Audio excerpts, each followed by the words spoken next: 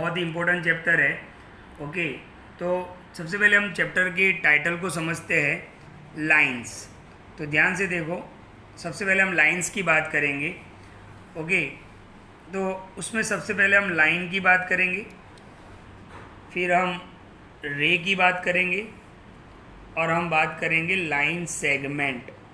Geometry बहुत सारे student को टफ लगता है, लेकिन मेरे स्टूडेंट कभी नहीं बोलते कि ज्योमेट्री हार्ड है, क्योंकि आपको यहाँ पर टर्म समझने हैं। ओके, वर्ड समझने हैं, उनके मीनिंग समझने हैं, जो मैं आपको बहुत अच्छे से एक्सप्लेन कर दूंगा। बस आपका ध्यान होना चाहिए और वीडियो आप बार बार देखते रहना। तो सबसे पहले हम लाइन की बात करते हैं। चैप्टर में है लाइंस। ओके, तो ध्यान से देखो, बहुत सारी लाइन होगी तो उसको हम लाइंस बोलेंगे, लेकिन लाइन जो होती है वो इस टाइप होती है। आप देख सकते हो यहाँ पे, ये मैंने लाइन ड्रॉ किया है। अब ये लाइन की कुछ प्रॉपर्टी है। नंबर 1, एक तो लाइन जो है वो ऑलवेज स्ट्रेट होती है। आप देखो, लाइन ऑलवेज स्ट्रेट होती है, राइट। पहली प्रॉपर्टी आप ये याद रखोगे, एग्जाम में कभी कभी पूछ लेते हैं कि प्रॉपर्टीज ऑफ लाइन। तो पहली प्रॉपर्टी क्या होगी? Always straight. लाइन जो है वो ऑलवेज स्ट्रेट होती है। Number 2, it has no thickness. It has no thickness. मैं आपको पॉइंट्स भेज दूंगा, अभी आप यहाँ पर वीडियो में ध्यान रखोगे। इट हैज़ नो थिकनेस, इसकी कोई थिकनेस नहीं होती है। Number 3, extended in both direction. आप देख सकते हो, ये डायरेक्शन में भी जा रहा है और ये डायरेक्शन में भी जा रहा है, तो extend in both direction, right. And number 4, it has no ends, यानी ये इस साइड भी आप इनफाइनाइट डिस्टेंस पे जाएगी, इस साइड भी ये इनफाइनाइट डिस्टेंस, यानी इसका कोई एंड नहीं होता है। तो लाइन जो है उसकी 4 प्रॉपर्टी है। नंबर 1, ऑलवेज स्ट्रेट, हमेशा स्ट्रेट होती है। इट हैज़ नो थिकनेस, यानी कोई उसकी थिकनेस नहीं होती है। एक्सटेंडेड इन बोथ डायरेक्शन, यानी दोनों डायरेक्शन के अंदर वो एक्सटेंड होगी। एंड हैज़ नो एंड, उसका कोई एंड नहीं होता है। तो यहाँ पर हम पॉइंट ए और बी लिख सकते हैं। तो इसको हम क्या बोल सकते हैं? लाइन ए बी बोल सकते हैं। तो लाइन ए बी को रिप्रेजेंट कैसे करते हैं? ऐसे। ओके, ऊपर ये सिंबल लगा होगा तो आपको समझना है कि ये लाइन है, लाइन ए बी। मान लो कि आपको कहीं पे ऐसा लिखा हुआ है कि लाइन पी क्यू, तो आप इसको ऐसे ड्रॉ कर सकते हो, लाइन पी क्यू, यानी ये पी की तरफ भी बहुत आगे जाएगा, क्यू की तरफ भी बहुत आगे जाएगा, इसका कोई एंड नहीं होता है। ओके, और इसको हम क्या रीड कर सकते हैं? इसको हम रीड कर सकते हैं line P Q. Okay, line P Q हम इसको रीड कर सकते हैं। इसी तरीके से एम एन होता है, तो इसको हम लाइन एम एन बोलेंगे, राइट। ओके, तो लाइन की 4 प्रॉपर्टी कौन सी है? Always straight, it has no thickness, extended in both direction, दोनों डायरेक्शन में ये एक्सटेंड हो सकता है, and it has no end. अब हम बात करेंगे रे की।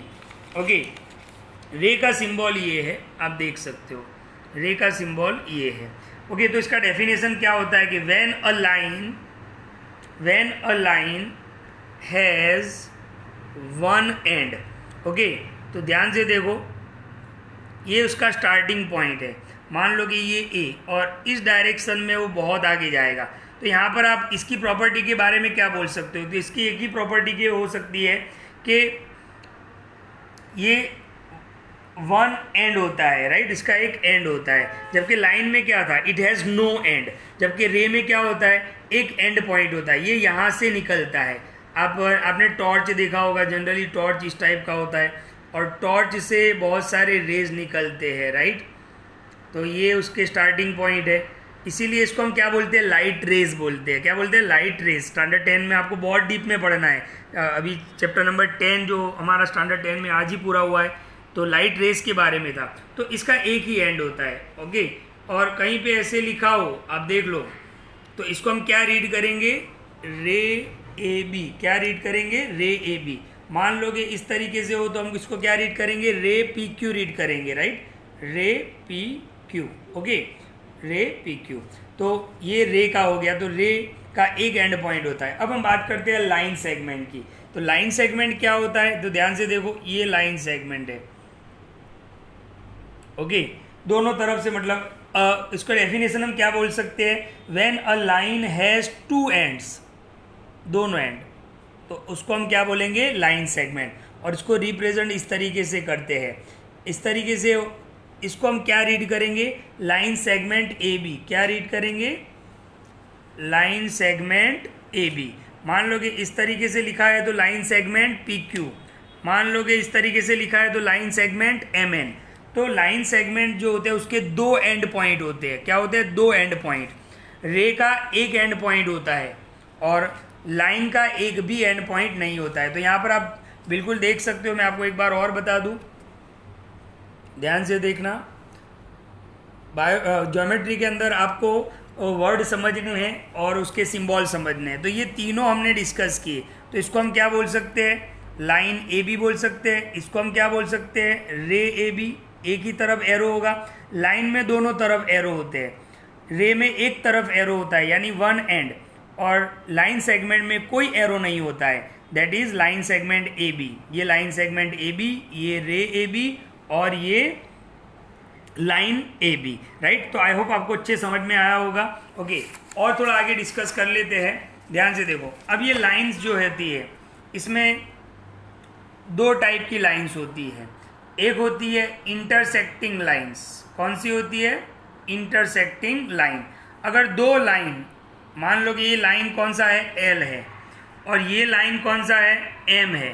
ओके, आप देख सकते हो दोनों लाइन एल, दोनों तरफ एरो है, यहाँ पर भी दोनों तरफ एरो है। ये लाइन एल है, ये लाइन एम है। तो दोनों लाइन एक दूसरे को यहाँ पर इंटरसेक्ट कर रही है। मान लो कि इस पॉइंट को हम क्या ले लेते हैं? ओ। कौन सा पॉइंट ले लेते हैं? ओ।